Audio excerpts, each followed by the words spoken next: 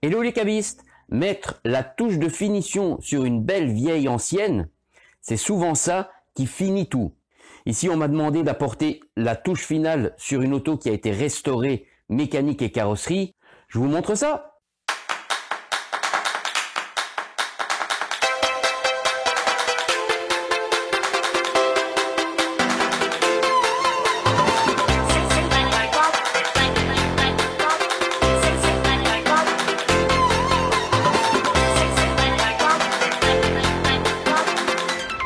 Bonjour à toutes et à tous et bienvenue chez l'expert du cabriolet. Dans cet épisode, je vais vous montrer plutôt ici des détails de finition. Ici, j'ai la chance d'avoir une Triumph qui a été totalement restaurée, mécanique et carrosserie. Ce client maintenant voulait compléter son véhicule avec toutes les options possibles qu'il existait à l'époque, y compris le fameux couvre-tonneau. Alors non, ça n'a rien à voir avec un baril de vin, je vous rassure tout de suite. C'est un peu comme une toile de capote. Sauf qu'au lieu de couvrir l'habitacle comme on a l'habitude de voir, c'est plutôt une bâche tendue à l'horizontale au-dessus de la ligne de caisse, donc juste au-dessus de la carrosserie. Ça vient fermer la zone habitacle une fois que la capote n'est pas en place sur le véhicule. Alors ici, ce client, il avait pensé faire une bonne affaire en achetant une pièce industrielle chez pourtant un grand nom de la pièce automobile anglaise. Et malheureusement, les pièces faites à la chaîne sur des vieilles voitures comme ça, surtout des pièces de toile, une fois sur deux, ça tombe pas bon. Pourquoi me direz-vous? Tout simplement parce que l'auto, elle a vécu, elle est pas toute jeune, c'est une vieille mamie. Elle a déjà été restaurée une ou plusieurs fois. Certaines pièces ne sont peut-être plus remises exactement aux mêmes endroits qu'à l'origine. Alors partir d'une matrice, certes, qui a peut-être la bonne cote, peut avoir bougé parce que l'auto a peut-être eu à un moment donné un choc d'un côté, parce qu'on n'a peut-être pas remis les boutons pression exactement aux mêmes endroits lors d'une ou plusieurs restaurations. Plein de petits détails peuvent faire que la pièce industrielle ne tombe plus juste. Sur des vieilles voitures comme ça, moi je conseille vraiment, c'est du sur-mesure. Ça porte bien son nom, du sur-mesure. L'auto, elle est plus exactement comme à sa sortie d'usine il y a 40, 50, 60 ans, voire plus même parfois. Alors forcément, il faut que la pièce s'adapte à la voiture et pas l'inverse, que ce soit la voiture qui s'adapte à la pièce. Donc voilà, moi ici, je me retrouve avec une pièce qui tombe pas juste. Donc je vais l'adapter, la modifier pour que ça puisse coller l'un avec l'autre. Je vous montre ça, ce sera certainement plus visible. Voilà notre Triumph MK2. On peut voir déjà, si on la regarde comme ça, c'est une auto qui est déjà, on voit qu'elle est flambant neuve pratiquement. Elle est très très belle, elle présente bien, elle a eu une nouvelle peinture, la mécanique a été révisée, on a un intérieur très très propre. Si on voit, les sièges sont comme neufs, c'est vraiment, tout est impeccable sur cette voiture. On a même des petites touches clin d'œil avec des extincteurs Union Jack. Voilà, en fait, la demande de ce client, c'est de pouvoir fermer cette zone ici, donc toute cette partie, et à l'origine, il y avait cette option. Donc on a une série de boutons pression qui sont sur les côtés. Au niveau du fond du tableau de bord, sous le pare-brise, il y a des ancrages prévus pour venir attacher cet élément, et il a acheté ce fameux couvre-tonneau qui, hélas, ne tombe pas juste. Alors quand je vous disais tout à l'heure que une pièce industrielle ne s'adapte pas forcément à une voiture déjà d'un certain âge, ici le client l'a acheté, a dû placer lui-même les boutons pression, il faut des outils spécifiques pour les mettre.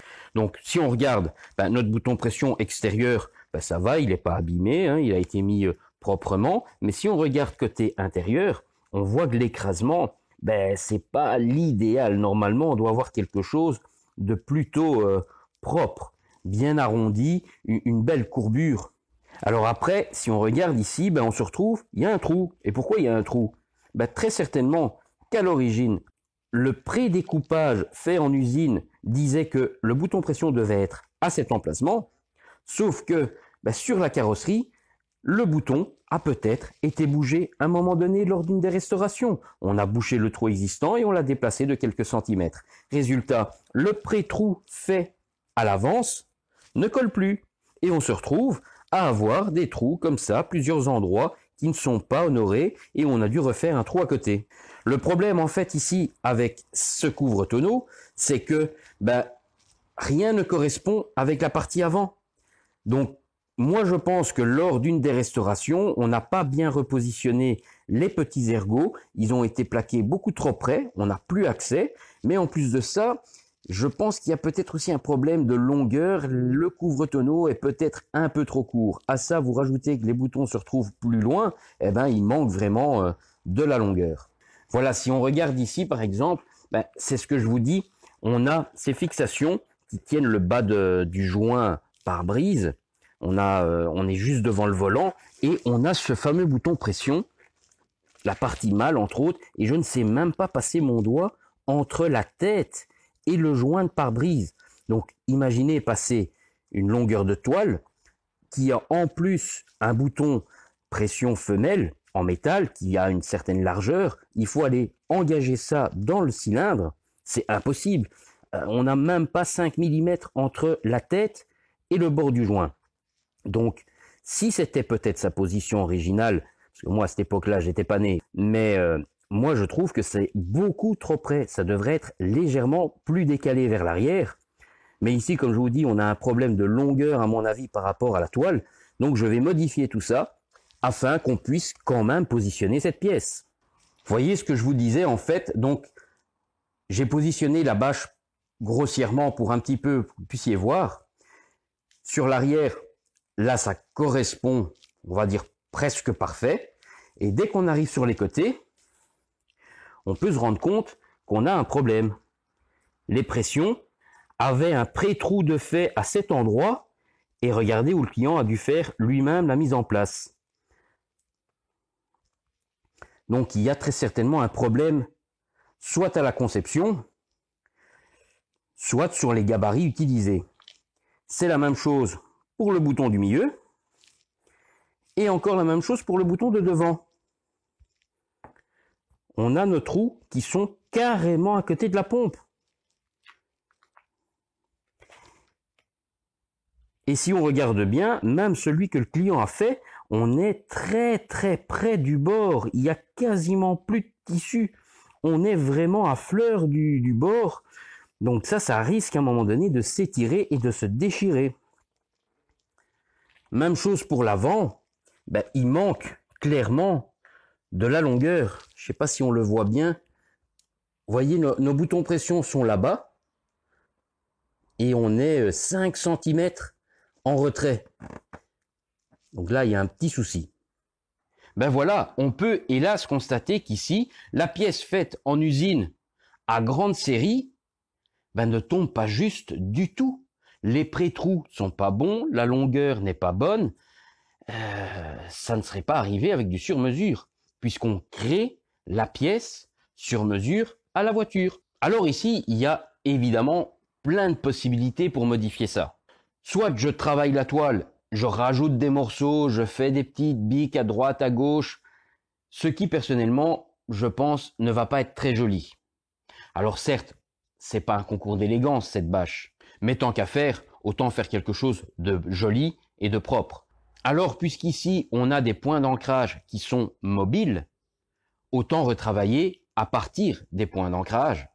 Vu que déjà leur position comme elles sont là actuellement n'est pas bonne du tout, autant repartir de ce double point mauvais, trop près des rebords et également trop loin de la toile. Donc on va pouvoir les écarter des rebords et les rapprocher de la toile.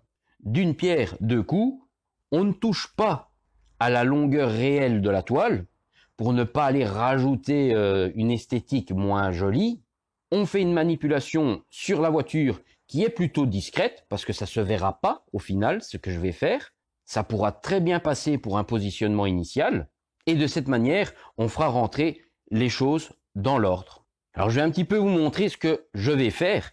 Si on regarde, on voit ici, ça c'est une des pièces d'origine que j'ai démontées avec les fameux petits ergots. Donc ça je vais pas les jeter, je vais pas les remplacer, je vais me servir de cette pièce là et je vais lui faire une petite rajoute. Donc vous voyez, je suis reparti d'une tôle et j'ai moi-même refait une petite pièce avec une baïonnette, j'ai refaçonné, j'ai refait des trous pour pouvoir justement me servir de cette pièce-ci pour m'écarter de la partie du joint, venir remettre celle-ci par-dessus et à ce moment-là, je déplace mon point d'ancrage et je me retrouve avec un élément beaucoup plus dégagé qui me permettra de réassembler le tout nettement plus proprement sans faire aucune grosse modification sur la toile elle-même. Ici, au final, c'est un beau petit boulot de finition pour que cette auto puisse à nouveau être 100% finie avec toutes ses options comme à l'origine.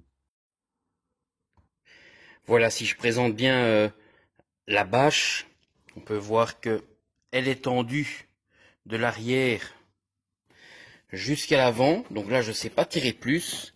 Et si on regarde, ma couture, elle dépasse à peine, je dirais même pas, mon cendrier. Le trou qu'on voit juste là au milieu, c'est là où est l'axe des deux ergots. Vous voyez, il y a de la marge. Donc voilà, si je regarde de plus près, on peut constater qu'il y a pas mal de centimètres, à peu près la largeur de 2 doigts. Donc ça, vous rattraperez jamais en voulant tirer rien que sur la toile. C'est impossible de rattraper un tel écart. Il y a bel et bien un problème, ou de positionnement, ou de toile, voire des deux.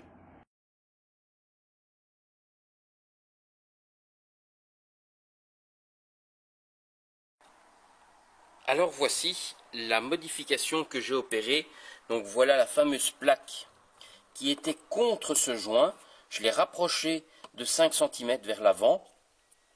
Je ne pouvais pas aller plus loin parce qu'il y a le cendrier ici au centre. Il faut toujours pouvoir l'utiliser.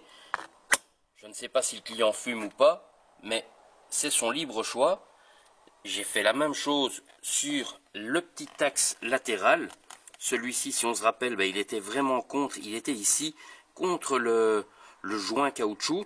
Donc je l'ai rapproché pour le mettre au même niveau que l'autre.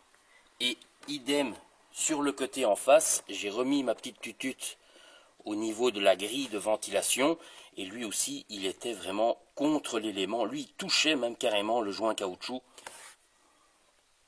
Donc ça ne choque pas du tout leur position. On garde quelque chose de très esthétique. J'ai réutilisé des boulons inox finis avec une petite boule pour vraiment retrouver le style du boulon arrière. Comme on peut voir, ça reste dans le style et le look d'origine. Juste déplacer ces petits ergots qui n'étaient pas bien positionnés par rapport au couvre-tonneau qui lui est hélas un petit peu juste. Ça y est, cette petite transformation est terminée. Alors comme vous avez pu voir, j'ai dû modifier la partie support sur laquelle étaient positionnés les petits axes, les petits ergots d'origine de la voiture pour venir recevoir les boutons femelles. Donc ces éléments-là, je les ai déplacés et côté toile, j'ai dû quand même faire une modification sur la toile. J'avais pas prévu ça au départ. La bâche allait se retrouver beaucoup trop en tension si je ne lui rajoutais pas une petite oreille de chaque côté, ce qui aurait fait tout simplement que ça n'aurait pas tenu. Parce qu'on est sur ces types de boutons, ce sont des boutons qu'on peut appeler type anglais, et pour le coup, c'est pas les meilleurs boutons de fixation. Ça tient, on va dire, par habitude. Mais c'est nullement des boutons hyper costauds, hyper solides, comme on peut avoir avec d'autres types de boutons. Je vais vous montrer ça, ce sera bien plus simple. Et bien voilà notre Triumph, qui a un petit peu changé de look. On peut voir maintenant que ce fameux couvre-tonneau couvre bien complètement l'habitacle. Alors c'est sûr, il n'est pas parfait. Malheureusement, on part d'une pièce industrielle qui n'était déjà pas au plus juste, sur laquelle j'ai encore dû apporter des modifications. Alors évidemment, on aurait pu faire beaucoup mieux, mais alors on allait pratiquement reconstruire les 3/4 de ce couvre-tonneau, ce qui n'est pas du tout le but de la manœuvre. Donc ici, on peut déjà constater malheureusement, le tour de volant, c'est pas joli, hein. Ça froisse un peu, forcément, hein, ça a été positionné de manière standard, sur une longueur de bâche standard. Peut-être que le volant sur cette voiture est un peu plus en avant, un peu plus en arrière, un peu plus petit ou peut-être un peu plus grand que le gabarit sur lequel ça a été pris. C'est vrai que pour avoir quelque chose de parfait, il faut faire du sur-mesure. Il n'y a pas de secret. Ici, on peut regarder les autres petits défauts. On peut voir, comme je vous avais dit, il y a tous les pré-trous qui avaient été faits d'origine, sont tous à côté de la pompe. Le client qui avait commencé à monter ça lui-même, s'est rendu compte que ça ne correspondait pas avec ses boutons pression à lui, parce que ça, c'est sur sa carrosserie. Il a fait restaurer la carrosserie. Le carrossier a enlevé le rivet, a repeint la caisse, a remis le rivet dans le trou où il était prévu à l'origine, du moins là où lui, il l'a enlevé. Résultat, quand cette bâche est arrivée avec un trou à 3-4 cm de décalage, même un petit peu plus, il ne pouvait pas le mettre là, ça tombait tout à fait dans le vide et absolument même pas dans la partie tôle. Donc voilà le genre de petits déconvenus qu'on peut avoir quand on prend du standard, surtout sur des très vieilles autos comme ça. Maintenant, je dis pas un véhicule tout neuf qui sont faits en usine. Il n'y a pas de grande surprise, à moins que l'auto ait été gravement accidentée, qu'elle ait été fortement pliée et que les choses ne tombent plus juste. Mais sinon, sur des anciennes autos comme ça, dès qu'on prend des pièces un petit peu générales, ça devient tout de suite une chance sur deux qu'elles tombent bien, parce que ici on a la preuve, on peut regarder même encore. On a aussi des petits problèmes de trous d'origine, c'est pas de ce côté, c'est de l'autre. On va vite regarder si c'est bien ce que j'avais vu tantôt. Oui, c'est ça, voilà.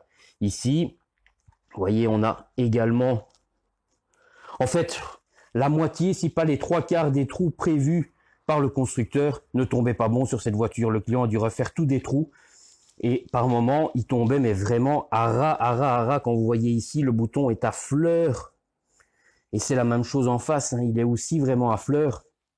Alors là, on peut regarder maintenant les boutons que moi j'ai remis. On les a ici. On a une tenue qui reste, on va dire, plus que correcte. J'ai pu repositionner les 4 points de fixation en déplaçant les supports comme je vous ai montré tout à l'heure. Et côté bâche, j'ai dû faire une petite modification que je vais vous montrer. Donc voilà côté bâche. Si je détache, en fait, vous voyez ici, j'ai dû rajouter une oreille par rapport, logiquement, la pièce aurait dû venir ici dans le bas. Mais malheureusement, vu déjà la tension qui était exercée, si je force beaucoup plus là-dessus, ça n'allait pas être possible tout simplement. Ce genre de bouton n'accepte pas de grosse traction. Il faut qu'il y ait certes un petit peu de tension, mais pas énormément. C'est un système un petit peu, c'est archaïque, ça date de l'époque de la construction de cette voiture, des années 60, voire même peut-être avant. En fait, c'est un cylindre, comme on peut voir ici, sur sa base, on a un cylindre qui a un diamètre bien donné, et on a celui-ci qui a le cylindre opposé avec un léger, mais vraiment très léger serrage, ce qui fait qu'il n'y a pas énormément de pression sur ce type de bouton. Même quand on les positionne, on entend le petit clip et il n'y a pas beaucoup plus. Donc on ferme simplement la tirette et voilà le rendu fini. Évidemment, j'ai fait la même chose sur l'oreille de gauche. Ce qui est vraiment un peu dommage, c'est le tour de volant, l'enveloppe de volant, si on peut dire, qui malheureusement n'est pas des plus belles. On peut essayer quand même un peu de la travailler, de la tirer un peu, mais on gardera des vagues. Malheureusement, c'est pas du sur-mesure. Ça reste du standard. Le sur-mesure tombe forcément bien mieux. Voilà, pour une fois, c'était un petit travail qui n'a pas été pour le coup sans surprise. Il y a évidemment eu des petites mauvaises surprises. Comme souvent sur des vieilles voitures, celui qui s'imagine qu'il va travailler sur une voiture qui a même déjà 10 ou 15 ans, parfois même moins, il y a forcément un lot d'imprévus. Alors ici, c'était minime, la partie centrale qui n'était pas assez malléable pour aller rejoindre les ergots centraux. Bon, moi, j'ai tout ce qu'il faut sous la main. J'ai des machines à coudre, j'ai de la sangle, j'ai de la toile, j'ai tout ce qu'il faut à portée de main pour faire des modifications, pour faire des rajoutes. Même chose pour ce qui était au niveau des tôles. J'ai toujours ce qu'il faut pour pouvoir refaçonner une petite pièce et venir adapter ces éléments-là au plus juste. Alors évidemment, dans ce cas présent, j'ai dû adapter l'un à l'autre dans la mesure du possible en restant avec cette bâche que le client avait déjà commencé à installer lui-même. Encore une fois, hélas, ce client fait les frais de vendeurs qui vous disent c'est un jeu d'enfant, il y en a pour 2 secondes, on met un clip et c'est fini. Alors oui, peut-être qu'en théorie, on met un clip et c'est fini. Et dans la pratique, vous voyez que c'est pas du tout ce qui se passe. Alors effectivement, à l'arrière, il y a bien eu 3 ou 4 clips sur la petite vingtaine qui allaient bien. Mais tous les autres, ils étaient tous à côté. Sans parler qu'à l'avant, il manquait carrément de la matière, plus de 5 cm. Alors le client qui a restauré intégralement sa voiture tout seul, forcément, il aura un peu de matériel et il pourra se débrouiller tout seul. Mais ça sera évidemment plus compliqué que ce que le vendeur lui a dit, juste mettre un clips. Ici, pour le coup, ce client n'a pas tout ça. Il s'est retrouvé à commencer à mettre des boutons, à voir que ça commençait déjà à pas sentir très bon.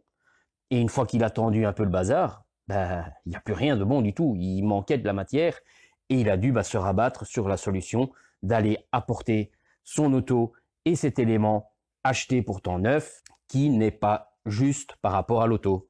Encore une fois, sur ces vieilles voitures, le sur-mesure reste bien souvent la meilleure solution quand on veut du tip-top.